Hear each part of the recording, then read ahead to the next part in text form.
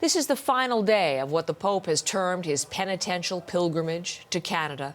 The Pope will speak with survivors of residential schools today, both in Quebec and later in Iqaluit.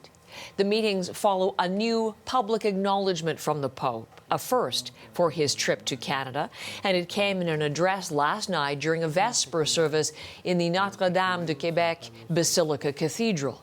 Pope Francis acknowledged past sexual abuse by members of the Roman Catholic Church in this country. The Church in Canada, after being hurt and devastated by the evil perpetrated by some of its sons and daughters, has set out on a new path. I think in particular of the sexual abuse against minors and vulnerable people, crimes that require firm action and an irreversible commitment. Pope Francis did not speak specifically about residential schools or Indigenous children and made no direct apology. That's something we've heard calls for throughout his trip. Another call taken directly to him yesterday in the Basilica of Saint-Anne-de-Beaupré. Before the Mass and again outside, a banner held up by protesters demanding he rescind the doctrine of discovery, the series of 15th century papal edicts seen as giving the Vatican authorization and justification for the colonization of Indigenous peoples. Jayla Bernstein leads off our coverage today. She's in Quebec City.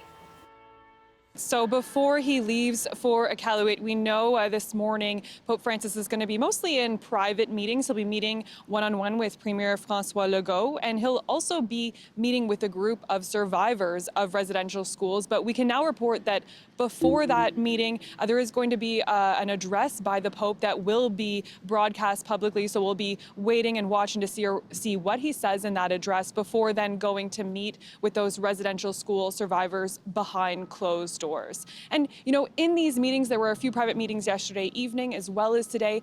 That's where a lot of people are hoping the action starts. I was speaking yesterday with Ghislain Picard. He's the regional chief of the Assembly of First Nations for Quebec and Labrador. And he said, you know, we've heard a lot of words from the Pope during his visit to Canada. We've heard a lot of rhetoric, but we're still waiting for that action. And so many are hoping that that action is starting and going to be at least initiated in these one-on-one meetings this morning.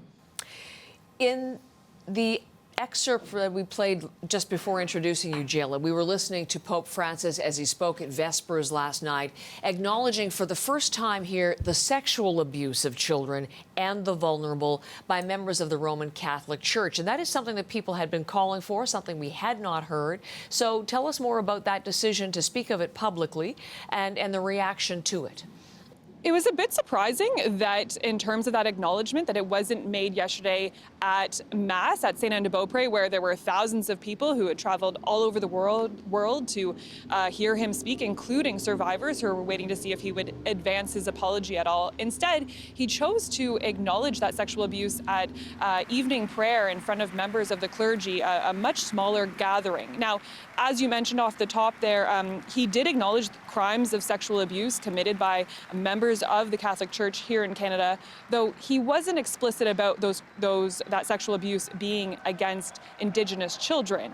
Now, still, there are things that survivors say are missing from what the Pope has said so far in terms of an apology, and one big one is renouncing the doctrine of discovery, essentially the basis for colonization. And there was a statement, a protest made about that yesterday at Saint-Anne-de-Beaupré. We were there and we saw as two women unfurled a banner inside the church just before Mass started near the pulpit saying, "Rescind the doctrine."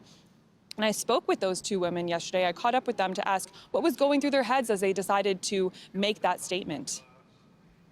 I think what's really missing in all of this tour that the Pope is on, this pilgrimage, as he says, is action from our own people. So we're hearing a lot of even opinions from Catholics themselves, Canadian Catholics, but we're not really hearing inside those spaces from survivors. And a lot of our survivors don't have much time left. So I feel like it's a missed opportunity to not give every single moment, every space to our survivors. The survivors worked so hard to get us to where we are now, And it's our responsibility as the young people, as their descendants, their legacy keepers, to continue the fight.